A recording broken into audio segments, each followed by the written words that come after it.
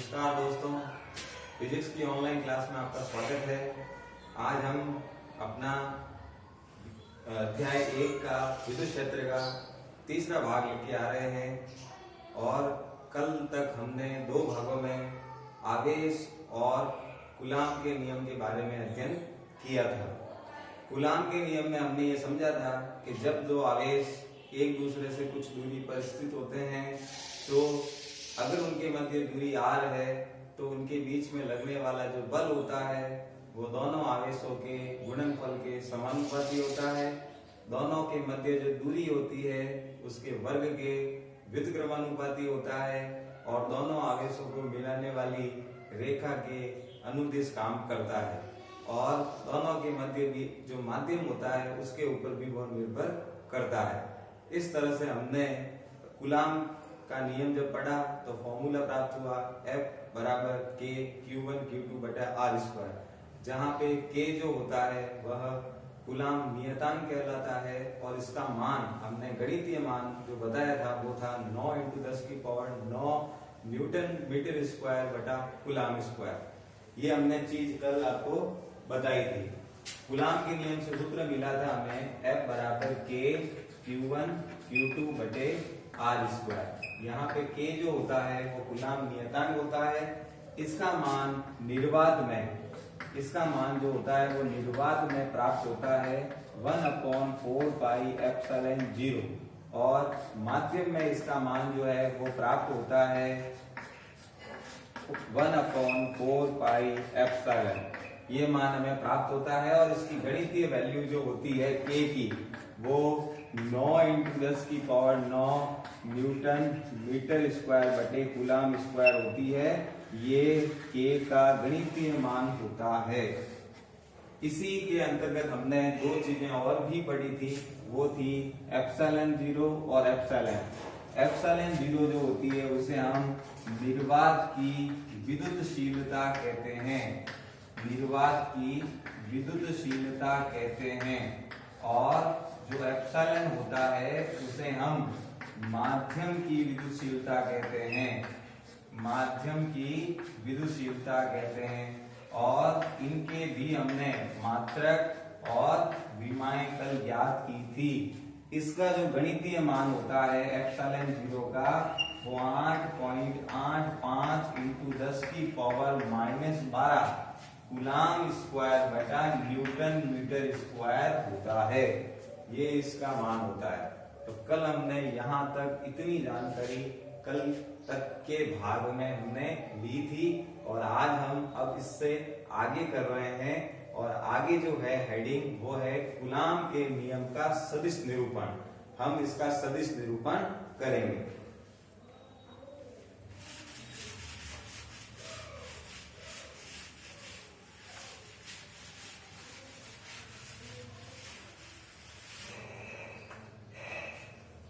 Coulomb के नियम का सदिश निरूपण।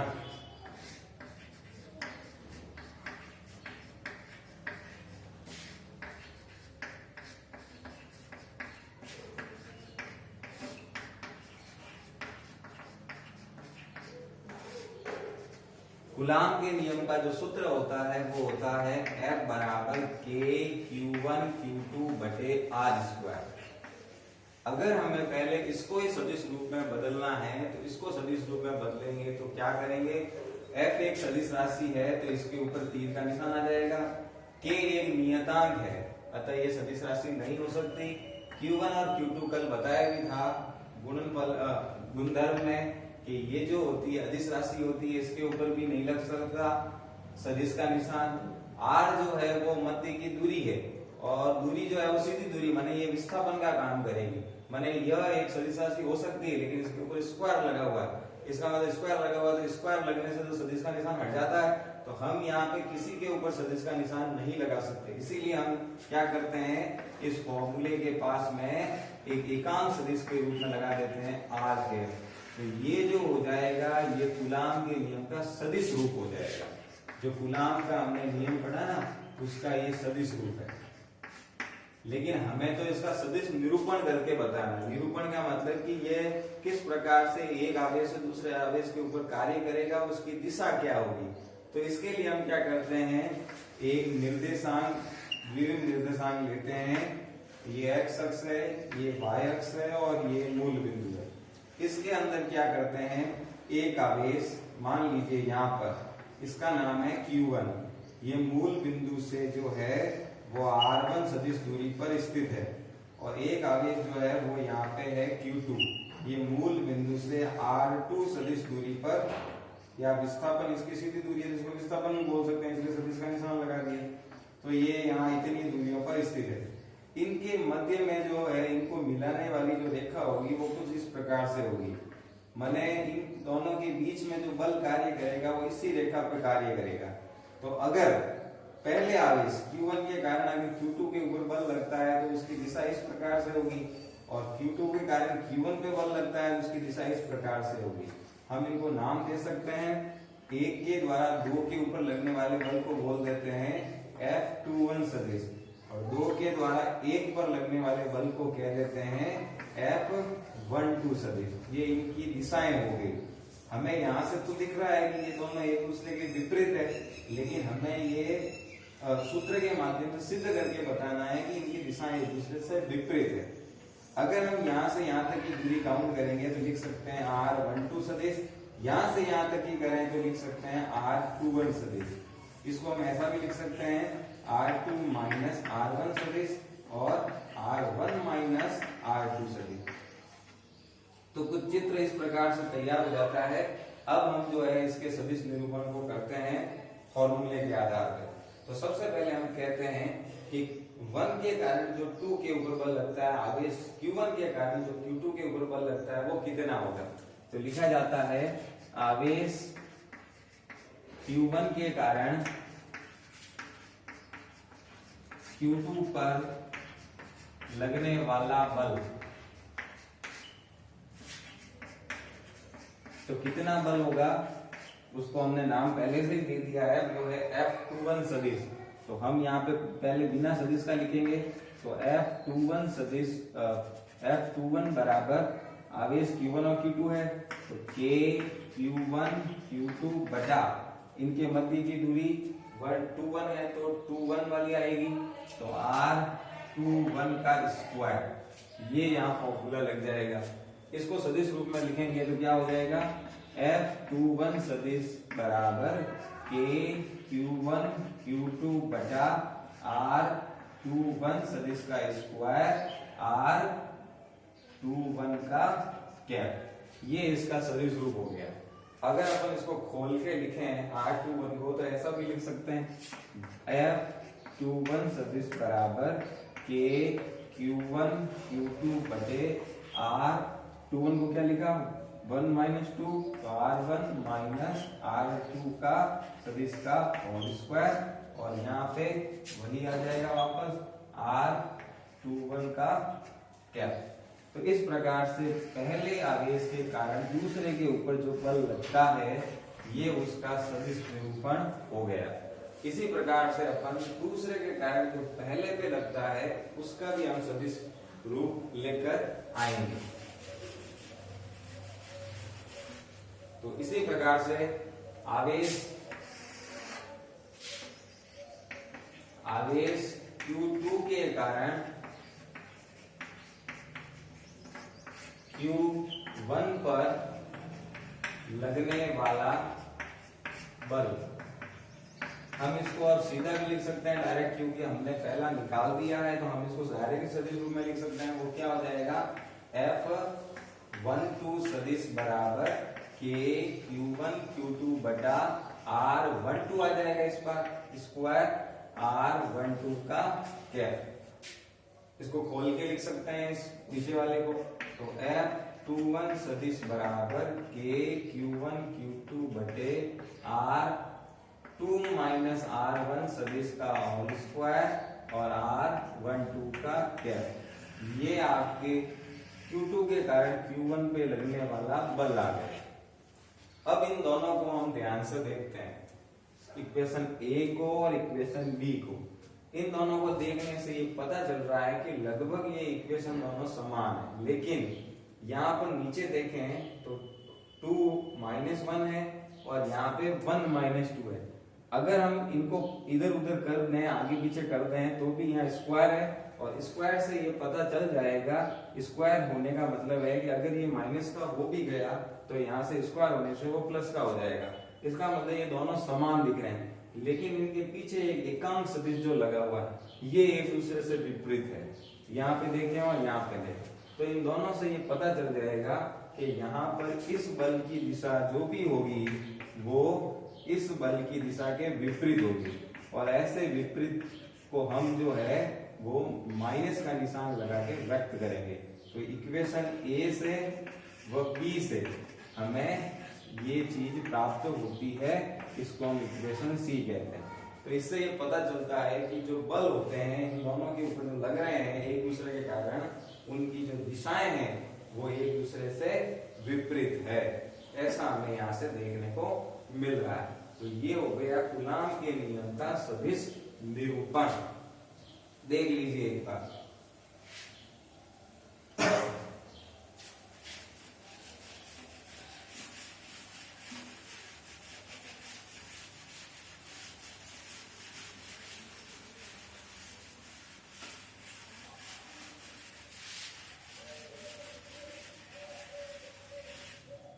इसी प्रकार से जैसे आप ये कह देते हैं कि दो बल है, एक बल जो है वो एक्स अक्ष के अंतर्गत काम कर रहा है, उसी प्रकार से एक बल जो है वो वाई अक्ष के अंतर्गत काम कर रहा है। दोनों जो है वो एक दूसरे के लंबवत है, या दोनों की दिशाएं जो है वो अलग अलग है, और हमें ये कह दिया जाता है कि आप इन दोनों का परिणामी बल ज्ञात करो। तो परिणामी हमने गत वर्ष जो है वो सदिश करके एक चैप्टर पढ़ा था, सेकंड चैप्टर गणितीय विवेचनाओं में, वहां पर हमने किसी का परिणामी बल निकालने का फॉर्मूला ज्ञात किया था। तो यहाँ पर जो इन दोनों का परिणामी आएगा वो इसके बीच में आएगा किसी कोण पर, वो एफ हो जाएगा, और वो जो परिणामी होगा उसका फॉर्मूला हम लास्ट ईयर देख चुके हैं, वो हो जाएगा रूट में f1 का स्क्वायर प्लस f2 का स्क्वायर प्लस 2f1 सदिश f2 सदिश cos थीटा। चूंकि इन दोनों के बीच में यहाँ 90 डिग्री का कोण है इसलिए ये यहाँ रख दिया जाएगा। लेकिन ये जो फॉर्मूला है ये अगर दो बल अलग अलग दिशाओं में जब कार्य कर रहे होते हैं तो उनके बीच में परिणामी बल ज्ञात करने के लिए इस सूत्र का इस्तेमाल होता है।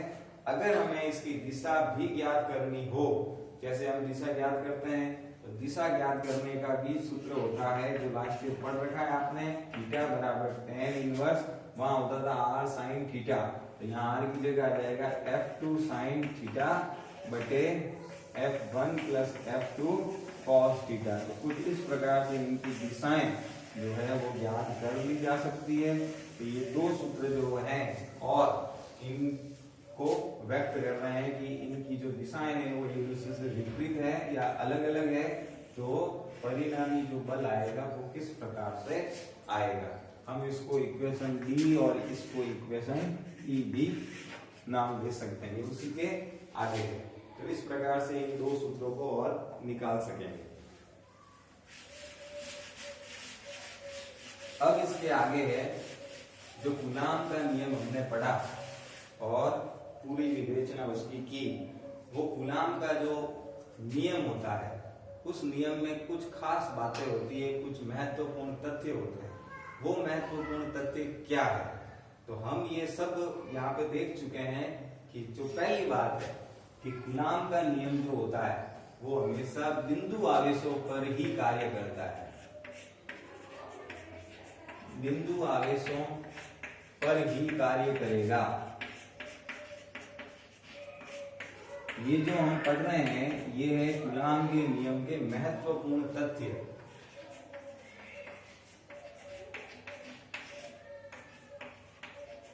कूलाम का नियम जो होता है वह सिर्फ और सिर्फ बिंदु आवेशों पर ही कार्य करेगा। इसके अलावा अगर आवेश अलग प्रकार से हैं तो वहां पर वो कार्य नहीं करेगा। ये सिर्फ बिंदु आवेशों पर ही कार्य करता है, ये पहली बात वहां पे ध्यान में रखने योग्य होती है। इसी प्रकार से दूसरी बात, जो कूलाम का नियम होता है वह 10 की पावर -15 मीटर से ज्यादा दूरी पर कार्य करेगा। माने अगर दो आवेश जो है वो दो आवेश जैसे यहाँ पे Q1 और यहाँ पे Q2, उनके मध्य में जो दूरी होती है R, अगर वो दूरी 10⁻⁻15 मीटर से ज्यादा नहीं और कम है तो वहां पर ये काम नहीं करेगा, क्योंकि हम ये जानते हैं 10⁻15 मीटर से कम दूरी होने पर वहां पर नाभिकीय बल काम करता है। तो इसका मतलब ये काम नहीं कर सकता। तो इसीलिए ये कहा जाता है कि जब दूरी 10⁻15 मीटर से ज्यादा होगी तो ही यहाँ पे कूलाम का बल काम करेगा। ये दूसरी बात ध्यान में रखने योग्य है।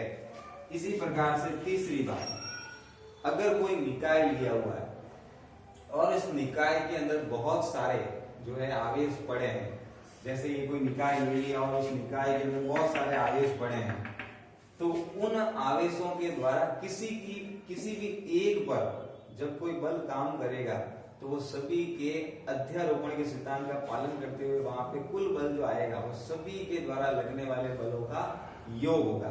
इसका मतलब ये अध्यारोपण के सिद्धांत का पालन करता है। अध्यारोपण के सिद्धांत का पालन करता है। ये इसमें खास बात एक और होती है, ये तीसरा महत्वपूर्ण तथ्य है। इसी प्रकार से चौथा तथ्य है कि यह जो बल होता है, कूलाम का नियम जो होता है, कूलाम बल जो होता है वो व्युत्क्रम वर्ग के नियम का पालन करता है। व्युत्क्रम वर्ग के नियम का पालन करता है। व्युत्क्रम वर्ग कैसे? जैसे आपने उसका फॉर्मूला पढ़ा तो सूत्र क्या आया, 1/r², माने F बराबर Q1 Q2 बटे r²। तो r² का मतलब क्या, वो व्युत्क्रम है, तो वो व्युत्क्रम वर्ग हो गया। तो ये उस नियम का ये पालन कर रहा है। और पांचवी बात है कि कूलाम का नियम जो होता है, कूलाम बल जो होता है वो एक प्रकार का संरक्षी बल है। संरक्षी बल माने ऐसा बल जो कहीं पे लग रहा है तो दूसरे में कमी आ जाएगी, दूसरे में लग रहा है तो पहले में कमी आ जाएगी, माने कुल मिला के वो बल वहां पर संरक्षित रहेगा, तो हम कहेंगे वो एक संरक्षी बल है। तो इस प्रकार से ये 5 तथ्य होते हैं। इन पांचों तथ्यों को याद करना है। इसी पांचों तथ्य पर ये कूलाम का नियम या कूलाम का बल जो है वो काम करता है। तो ये महत्वपूर्ण तथ्य हो गए कूलाम के नियम के। देख लीजिए एक बार,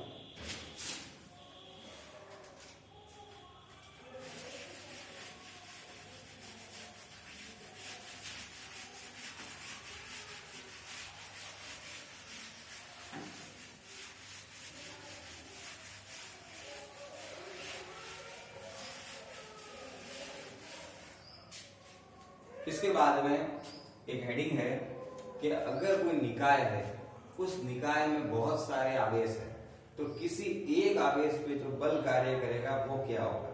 तो हम निकाय में आवेशों को पढ़ेंगे और उसमें किसी एक के ऊपर लगने वाले बल को ज्ञात करेंगे। तो हम यहाँ पे हेडिंग लगाते हैं, किसी निकाय में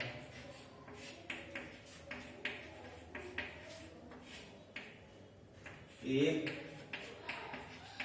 बिंदु आवेश पर कार्यरत बल, किसी भी एक आवेश पर कार्यरत बल को ज्ञात करते हैं। इसको ज्ञात करने से पहले हम एक अध्यारोपण का सिद्धांत पढ़ते हैं। जैसा हमने लास्ट ईयर व्यक्तिकरण वगैरह ध्वनि में पढ़ा था, अध्यारोपण का सिद्धांत क्या होता है वो यहाँ पे लगाना। तो यहाँ पे ये अध्यारोपण का सिद्धांत क्या होगा, ये सिद्धांत कहेगा कि अगर किसी निकाय में बहुत सारे आवेश हैं तो उन बहुत सारे आवेशों के द्वारा अगर किसी एक पर आवेश पर हमें बल ज्ञात करना है तो वो जो बल होगा वो सभी आवेशों के द्वारा लगाए जाने वाले बलों के सदिश योग के बराबर होगा। यही अध्यारोपण का सिद्धांत कहलाता है। और इसी सिद्धांत का प्रयोग करके हम उस निकाय में किसी एक आवेश पे जो कुल बल कार्य कर रहा है उसको हम ज्ञात करेंगे। तो ये कैसे ज्ञात होगा, इसके लिए एक पहले चित्र हमें याद करना होगा। जैसे ये कोई निकाय है ये x अक्ष है, ये y अक्ष है, ये मूल बिंदु है। इस निकाय में सबसे पहले एक आवेश मान लिया, परिरक्षण आवेश, जिसके ऊपर हमें बल जो लग रहा है वो ज्ञात करना है Q0। इसकी मूल बिंदु से दूरी या विस्थापन हो गया R0 सदिश। इसी प्रकार से एक अन्य आवेश जो है वो माना यहाँ पर है Q1, इसकी मूल बिंदु से विस्थापन सदिश इसका R1 सदिश। इसी प्रकार से यहाँ पे मान लीजिए Q2 है आवेश और इसकी मूल बिंदु से विस्थापन इसका R2 सदिश हो गया। इसी प्रकार से बहुत सारे जैसे Q3 है, Q4 है, वैसे बहुत सारे मौजूद है। और लास्ट में Qn मौजूद है, उसकी मूल बिंदु से विस्थापन सदिश उसका हो गया Rn सदिश।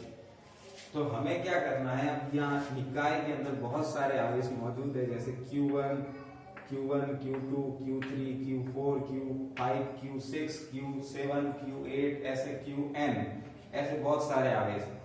इन सभी आवेशों के द्वारा ये जो परिरक्षण आवेश है इसको हमने कहा है Q0, इसके ऊपर लगने वाले बल को ज्ञात करना है। तो पहला वाला जब आवेश इसके ऊपर बल लगाएगा तो उसकी दिशा कुछ इस प्रकार से हो जाएगी, इसको हम नाम दे सकते हैं, पहले वाले के कारण लग रहा है तो 0 1 सदिश। अब ये यहाँ से यहाँ तक बल लगेगा क्योंकि मध्य का ये दूरी हमें चाहिए, तो इसको हम नाम दे सकते हैं R0 1 सदिश।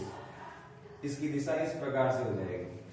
अगर Q2 के कारण Q0 पे बल लग रहा है तो उसकी दिशा कुछ इस प्रकार से हो जाएगी, इसको नाम दे सकते हैं F02 सदिश। और ये दूरी जो है इसको भी नाम दे सकते हैं R02 सदिश। अगर 3 के कारण लगेगा तो उसकी दिशा भी हो जाएगी 4 के कारण, ऐसे ऐसे n के कारण अगर लगेगा तो उसकी दिशा कुछ इस प्रकार से हो जाएगी।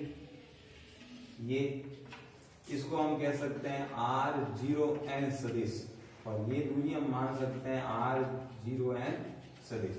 तो इस प्रकार से ये जो बल है वो इसके ऊपर जो बल, इस आवेश के ऊपर जो बल होगा वो सबके द्वारा जो लगने वाले बल होगा उसके सदिश योग के बराबर होगा। तो कुछ चित्र इस प्रकार से तैयार हो जाएगा।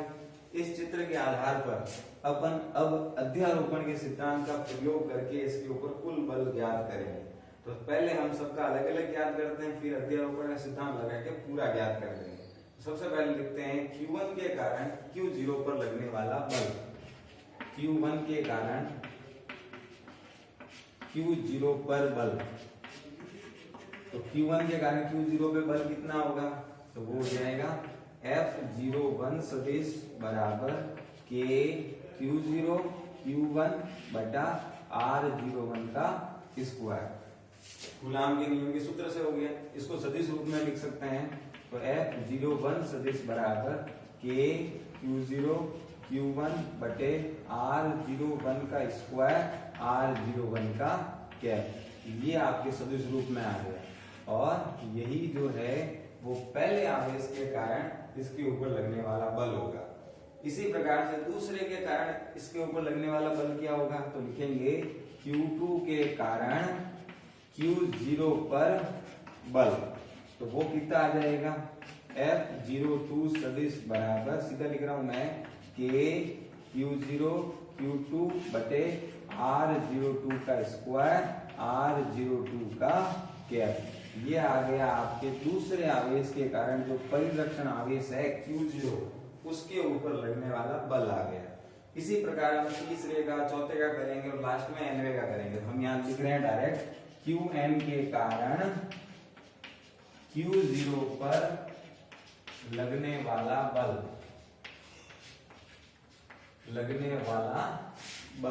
तो बल क्या आ जाएगा F0n सदिश बराबर K Q0 Q1 बटे R0n का स्क्वायर R0n का कैप। ये आपके आ गया nवें आवेश के कारण जो है Q0 पर लगने वाला बल। तो इसके ऊपर कुल बल कितना कार्य कर रहा है, हम सबका योग करेंगे तो लिखेंगे अतः अध्यारोपण के सिद्धांत से, तो अध्यारोपण के सिद्धांत से, अध्यारोपण के सिद्धांत से, तो अध्यारोपण के सिद्धांत से क्या हो जाएगा, F सदिश जो हो जाएगा वो सबका योग हो जाएगा। F01 का सदिश प्लस F02 का सदिश प्लस F03 का सदिश, इसी प्रकार से लास्ट में F0n का सदिश। तो ये हो जाएगा सबका योग। अपन सबके मान रख देते हैं, 1 2 3 आदि से मान रख दो। और F बराबर हो जाएगा, सबसे पहले पहला रख देता हूँ तो KQ0 Q1 बटे R01 का स्क्वायर R01 का कैप। दूसरा रख दूं KQ0 Q2 बटे R02 का स्क्वायर R02 का कैप। और इसी प्रकार से लास्ट वाला रख दूं तो KQ0 Qn बटे R0n का स्क्वायर R0n का कैप। इन सभी में से आप देख सकते हो KQ0 बटे R01 का स्क्वायर जो है, जो इस प्रकार से है, ये कॉमन, KQ0 कॉमन आ रहा है। तो F सदिश बराबर KQ0 कॉमन आ गया, अंदर क्या रह गया, Q1 बटे R01 का स्क्वायर R01 का कैप, Q2 बटे R02 का स्क्वायर R02 का कैप। और लास्ट में हो गया Q0 बटे R0n का स्क्वायर R0n का कैप। इस प्रकार से ये कॉमन ले लिया। अब आप अंदर देखो कि यहाँ पे Q1 Q2 Q3 Q4 ऐसे ऐसे Qn तक जो है वो सीरीज चलेगी, और नीचे भी इस प्रकार से सीरीज चलेगी। तो इसको अपन जो है सीरीज चल रही है तो इसको हम सिग्मा में करके लिख सकते हैं। तो हम इसको सिग्मा में करके लिखते हैं तो क्या हो जाएगा, F बराबर KQ0 कॉमन आ गया, तो अंदर पूरी चीज को सिग्मा में करके लिख लेंगे तो सिग्मा हो जाएगा I बराबर 1 से I बराबर n QI बटे R0I का स्क्वायर R0I का कैप। ये जो है वो परिणामी बल आ जाएगा, इसको हम मूल इक्वेशन दे देते हैं A। इस प्रकार से ये जो है वो परिणामी बल आ जाएगा, ये इस परिरक्षण आवेश पर काम करेगा। तो किसी भी बिंदु निकाय या बिंदु आवेश के ऊपर जो लगने वाला बल है वो भी कुछ इस प्रकार से ज्ञात किया जाएगा। तो यहाँ पर जाकर जो है अपने कूलाम के नियम के संबंध में जो भी हेडिंगें थी वो यहाँ पे जाके खत्म हो रही है। धन्यवाद।